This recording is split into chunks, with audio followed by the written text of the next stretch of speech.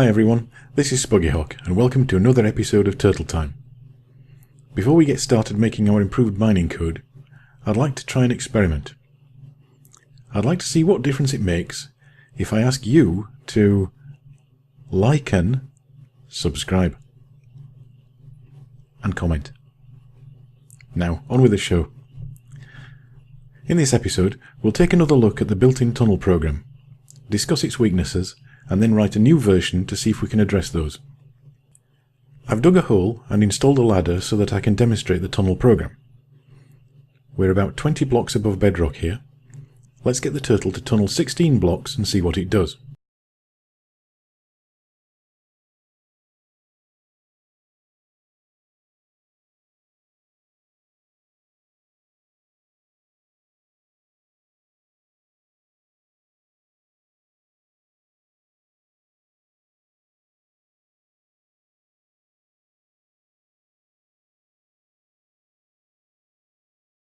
As you can see, the tunnel's okay, but it's not lit, so mobs will be able to spawn. The turtle just stops when it's finished digging. Whilst it's digging, if it hits lava or water, we end up with a flooded tunnel, and if it digs into a cavern, we may not have a floor, and mobs might get in. So let's write our own mining program to dig tunnels that avoid these problems. In order to see what our program's doing, I'll put some cobblestone in front of the turtle so it has something to dig through.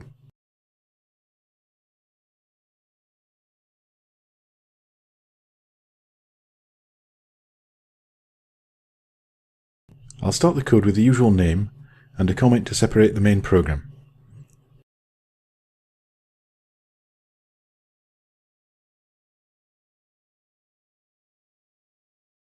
Also, as usual, we'll need the check fuel function.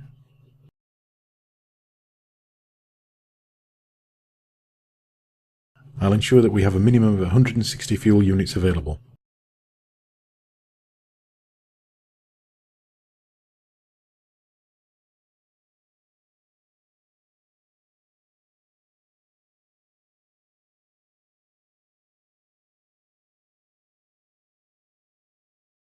We'll put coal in slot 1. For the main program, we want the turtle to tunnel forward until we've done enough and then return to its starting place.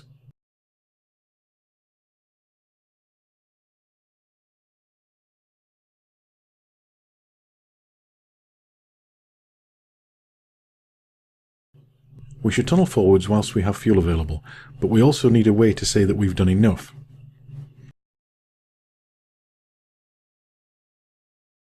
I'll add a variable called position. This will keep track of the number of forward movements that the turtle makes. When we want to return home, we just need to go back and decrement the position value each step until it's 0.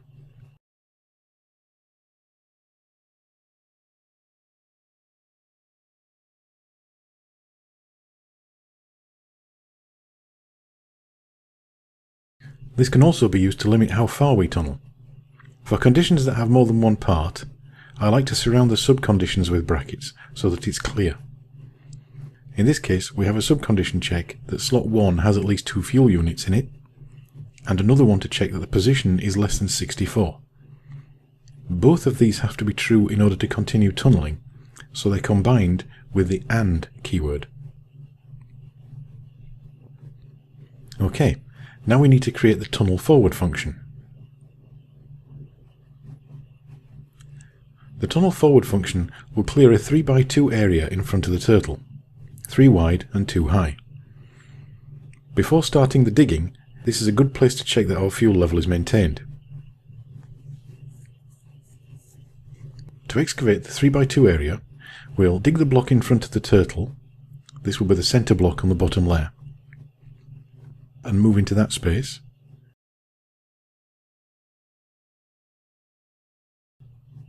We'll then turn left, dig, and move into the bottom left space.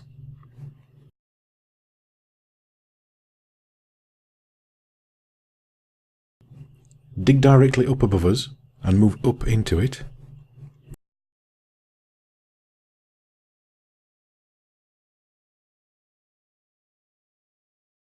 turn around to face the other way,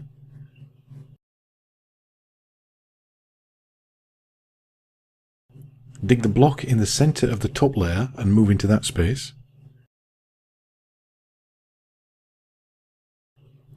dig the top right block and move into that,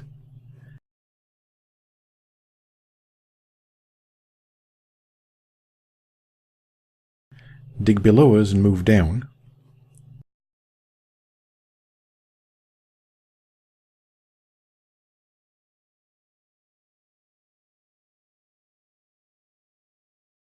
turn around and move to the bottom centre space.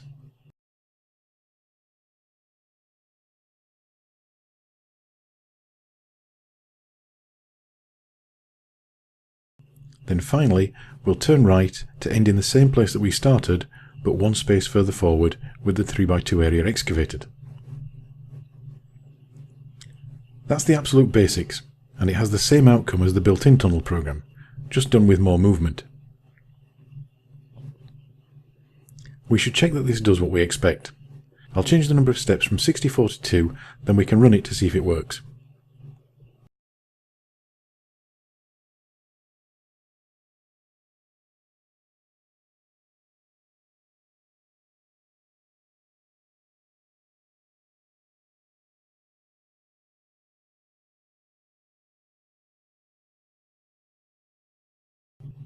Well, that's a great start. It does exactly what I expected.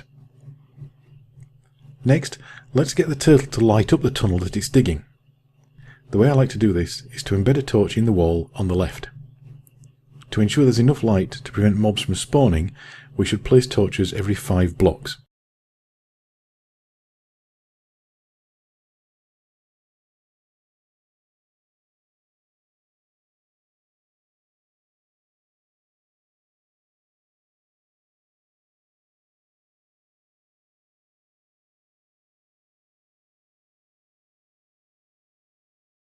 The position value holds the number of steps forward the turtle has made. We can place a torch if the position divided by 5 leaves a remainder of 0. That's done with the modulo operator, which in Lua and several other languages is a percent sign.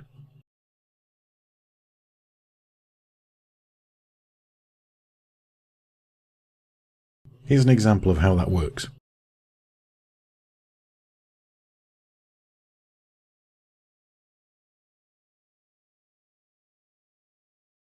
To place the torch, I'll dig a hole in the wall and place a torch in there. That also means that we need to be carrying torches. I'll put those in slot 16 for now.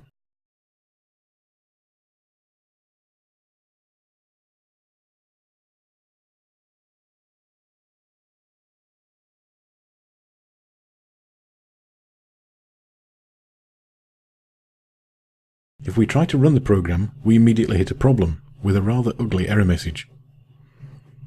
It's telling us that we're trying to use the mod function on a value that's nil, meaning an undefined value, and a number, and that this is on line 12. I'll bring the turtle home, and then we can find out what the problem is.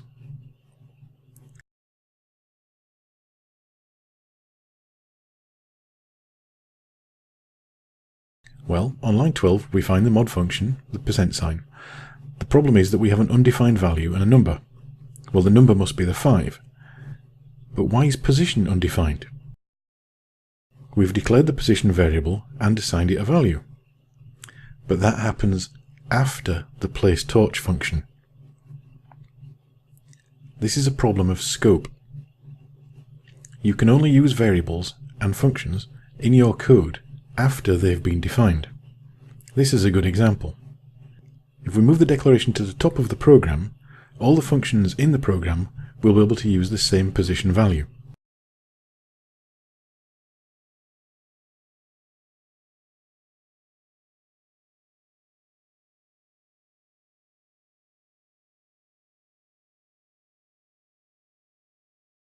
The test works. It only placed a torch on the first step. The way the code works at the moment, it's assuming that if it digs a block, there will always be a space to move into. Gravel can cause things to get messy. I'll set up an example so we can see the problem in action.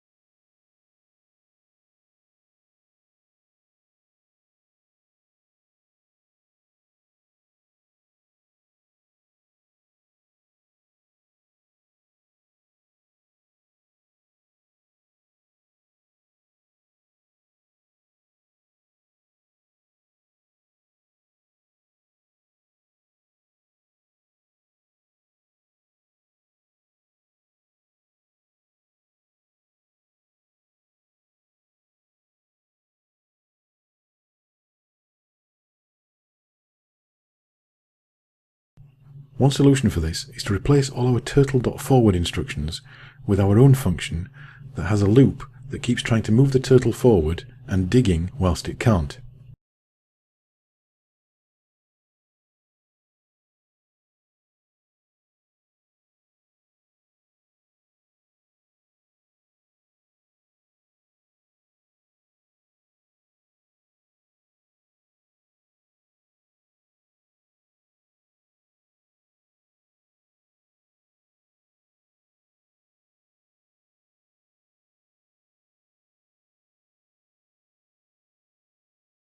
Let's see that in action.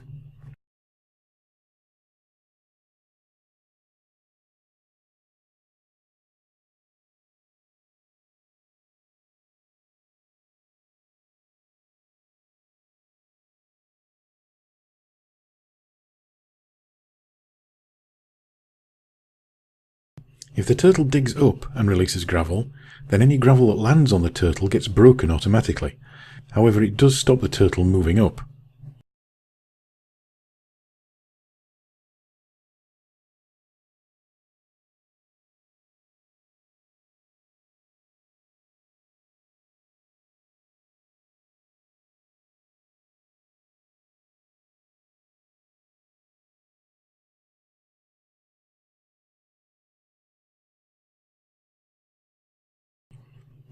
We can replace the turtle up in the same way that we replace the turtle forward, with our own function.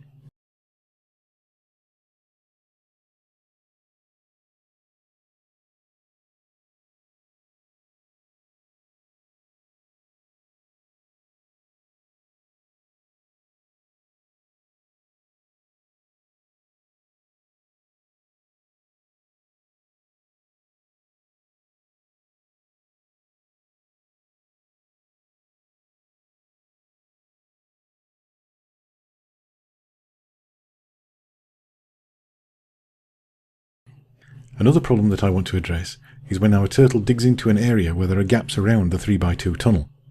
This could be a cavern, or water or lava lakes, or just missing blocks. I'll dig out some blocks for testing, and then we can write some code to deal with these gaps. After each movement the turtle makes, I want to check for possible holes. These could be below, above, or in front of the turtle. Whilst we're on the lower level, we need to check the floor below us.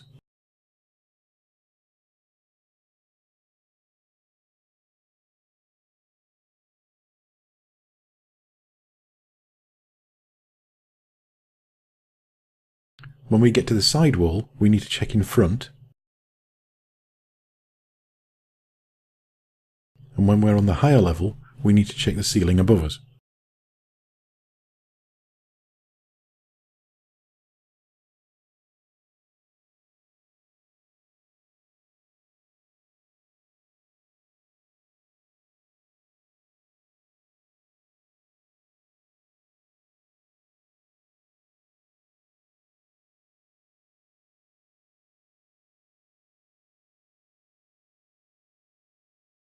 Now we can write the functions that do the actual checking and fill in any holes that they find.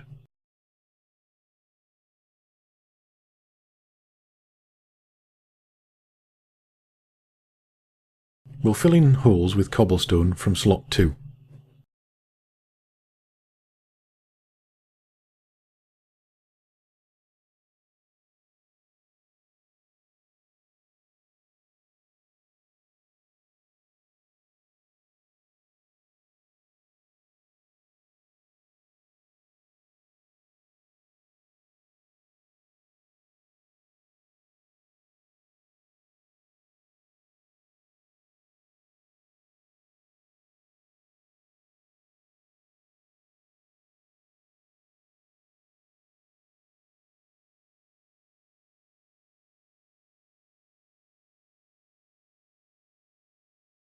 Another potential problem has occurred to me. It's possible that if there is a large stack of gravel on the left, when the turtle digs up into it, the turtle may move out of the way before it's all fallen. This could leave a pile of gravel on the left of the tunnel. So I'll add some code to dig that out.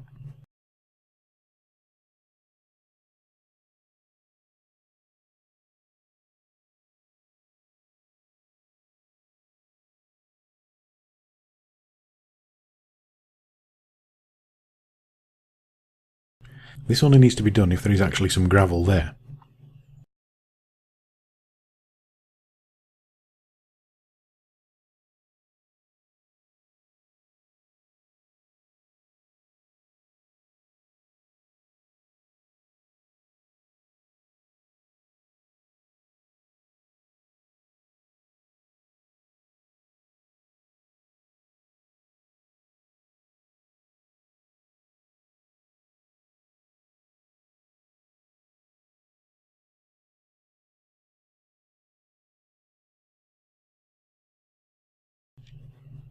Okay, let's try the code we've got so far over the same distance as the original built-in tunnel program.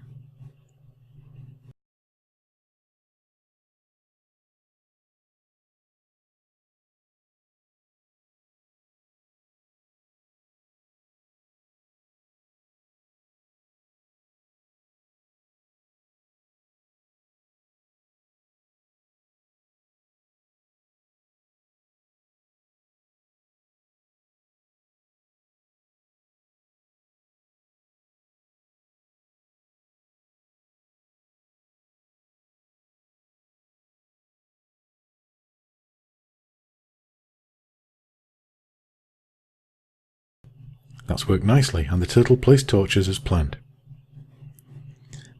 The inventory is a bit of a mess. We should consolidate the contents to make sure that we've got all the items we need in the right slots. That's coal, cobblestone and torches in slots 1, 2 and 3. That means any block the turtle collects should always be in slots 4 to 16. We can loop through those slots to see whether we can tidy things up. As we step through the slots, we should check to see if there's anything there before bothering to select it. This is because selecting a slot takes a comparatively long time, and that's wasted effort and time if the slot is empty. So if there's something in slot S, we'll select it. We then need to compare the content of slot S to each of the previous slots from 1 to the one before S. I'll use a loop variable of t for this.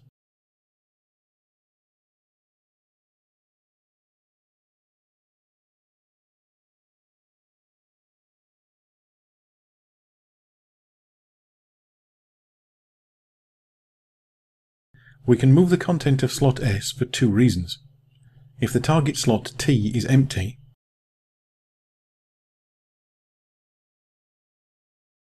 or if slot T contains the same item as the currently selected slot S.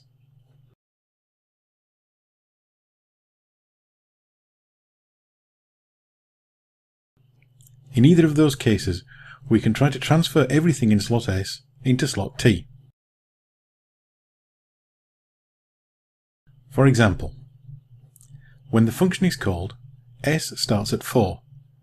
We check to see if there's anything in slot 4. There is, so we select that slot. Now we need to loop through slots 1 to 3 using the T loop. Slot 1 isn't empty, but when we do the compare to, we'll find a match, so we do the transfer.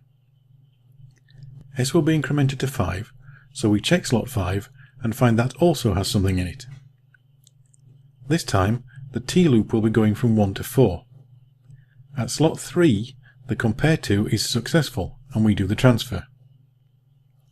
S becomes 7, so we'll be comparing the granite to slots 1, 2 and 3, but finding no match. When T gets to 4, the slot is empty, so we'll do the transfer. Finally, for this example, S gets to 8. There's cobblestone in slot 8, so it gets selected. We then do the comparisons and find a match in slot 2. The transfer to function will attempt to transfer all 60 blocks to slot 2, but there are already 32 there. What actually happens is that it fills slot 2 to the full stack of 64 blocks and leaves the rest in this slot. The T loop carries on and eventually gets to slot 5, which is empty. So the transfer is called again, and now we have no gaps in the inventory. We also need to update the place torch function to get torches from slot 3. There are quite a few other things I'd like to do with the miner, but I'll take care of those in the next episode. Thanks for watching. Please remember to like, subscribe and comment, and I'll see you next time.